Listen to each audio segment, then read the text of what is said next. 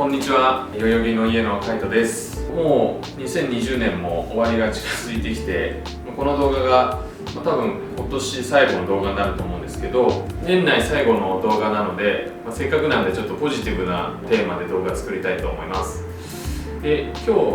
の動画の内容は、この前家で設計した時の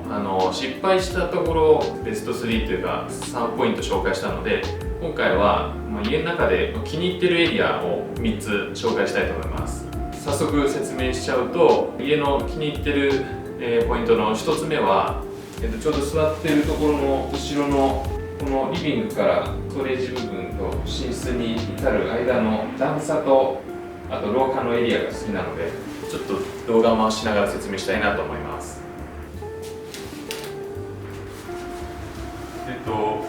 ここら辺のステップの話なんですけど、うちの家結構、いろんな人が来て、なので、プライベートなエリアと、みんながいるゾーンっていうのは、なんとなくつながってるような雰囲気ではあるんですけど、設計のポイントとしてはプライベートなゾーンに至る途中で1個ちょっとステップ作りたいなと思ってて、玄関に段差があるみたいな感じで、ここにも段差つけることで、ちょっとここ上がるときにそのプライベートなゾーンに入るよっていうのが意識できるような、そういう一応工夫なんですけど、手前のこのモルタルの床のところが、みんなが集まるリビングスペースで、1個上がると、オープンストレージって呼んでる民芸品とかを置く、ちょっとギャラリーみたいなスペースと、あと奥の扉が、そこが僕の寝室になってるんですけど、寝室はもう完全にプライベートで、友達とかお客さんとかは入れないゾーンにしてるので、まずここで一段上げて、若干プライベートな雰囲気作って、寝室の手前で壁をニョキッと出して短い廊下みたいな空間作って、そういうちょっと段階的にプライベートな雰囲気作るみたいな、そういう仕掛けにしてます。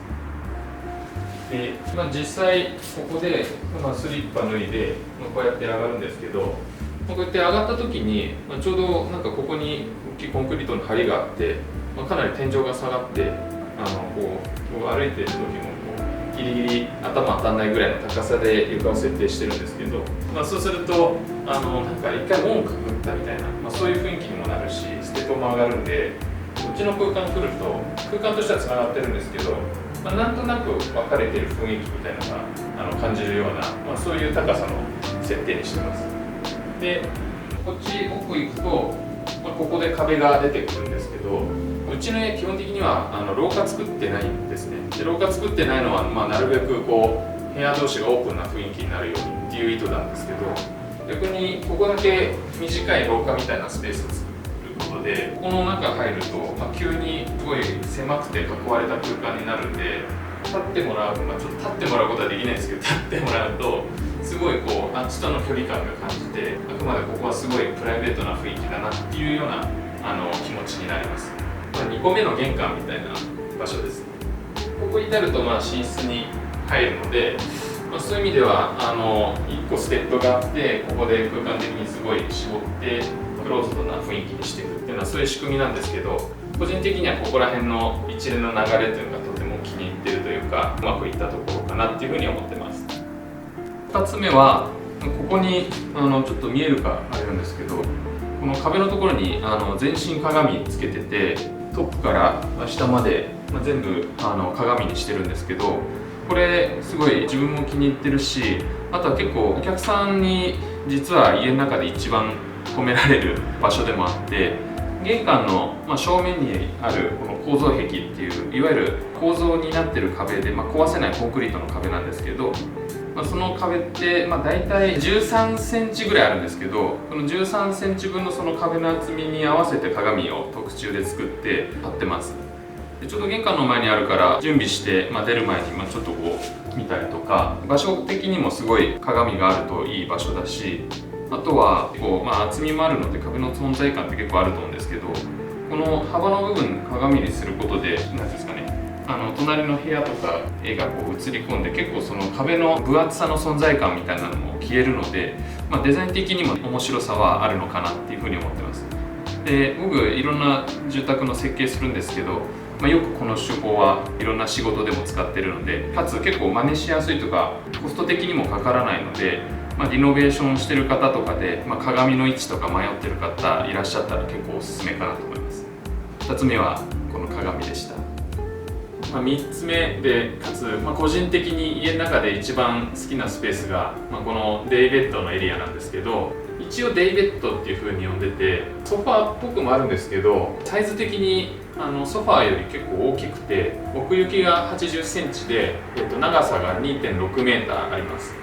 でなんでこのぐらいのサイズにしたかっていうと、結構中東とかトルコとか窓際に寝そべれるぐらいのソファーを作って、そこで結構こう家族が団らんするみたいな、そういうこう窓とデイベッドの組み合わせでこう設計する文化がある国っていうのがあって、そこら辺のその窓と家具の関係性をこう参考にしながら作ったゾーンで、ちょうど窓が南向きに向いてるので、日光浴しながらお昼寝できるスペースが作れるといいなっていうのもあったので、普通のソファーより奥行きを作ってですね、だいたい普通のソファーだと60センチとかであれば十分なんですけど、ベッドだと90センチぐらいなので、ちょうどその合いの子というか間ぐらいの80センチぐらいの寸法で作って、人一人がこう寝そべるにはもう十分ぐらいのスペースにしてます。他の動画でも紹介したことあるんですけど、木のボックスをまず作って、でそこにこうモルタルを薄く塗って仕上げて、その上にこういう特注で作ったマットレスを乗せて、その上にいろんな布を乗っけて、その布自体も結構季節ごとに、夏だったらちょっとレースっぽい生地とか、今はもう寒いんでこういう毛布とか乗せて、それで模様替えしながら季節に合わせて変えてるんですけど、冬とか寒いので、日光浴しながら毛布にくるまって寝るみたいなことしてます。人が集まる時も、こういう大きいソファーあると、1列に3人とか4人とか並べるので、大人数のホームパーティーする時とかにも役立ちますし、イノベーションする時に、ソファーとか、購入される方とかもちろん多いと思うんですけど、一つの選択肢としてこういうデイベッドみたいなソファーよりちょっと大きくて、人が集まれる空間を作るっていうのは個人的には結構おすすめなので、ぜひ参考にしてもらえればなと思います。ということで、年内最後の動画は、家のお気に入りポイントベスト3っていうことで紹介させてもらいました。それぞれポイントは違うんですけど、リノベーションのヒントになったらとても嬉しいです。ということで、2020年に YouTube の動画始めて、まだ始めて数ヶ月なんですけど、来年ももっと面白い動画作れるように頑張りますので、皆さんどうぞよろしくお願いします。ということでということで、代々木の家でしたみたいな。もう大丈夫です。皆様良いお年を。はい、ということで皆様良いお年をお過ごしください。カイト、自分が来る前、昼寝してたって言ってたけど、どうやって昼寝してた？どうやって昼寝してたか、もう実演いやもう超シンプルにこうこうですね。これ以上何もない。